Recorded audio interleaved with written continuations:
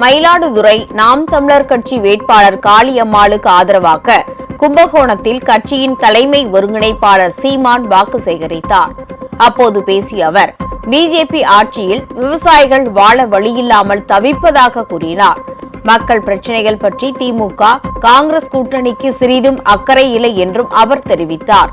வட மாநிலத்தவர்களால் தமிழன் வேலையில்லாமல் தவிப்பதாக கூறிய சீமான், குடும்ப ஆட்சிக்கு இந்த தேர்தலில் பதிலடி கொடுக்க வேண்டும் என்று கேட்டுக் கொண்டார். மக்களாட்சி, மாண்புமிக்க மக்களாட்சியை இந்த தலைவர்கள் தங்கள் மக்களின் ஆட்சியாக மாற்றினார்கள். மாண்புமிக்க ஜனநாயகத்தை கேடுகட்ட பணநாயகமாக மாற்றினார்கள். பணம் இருப்பவன் தான் அரசியல் செய்ய முடியும், பதவிக்கு முடியும்.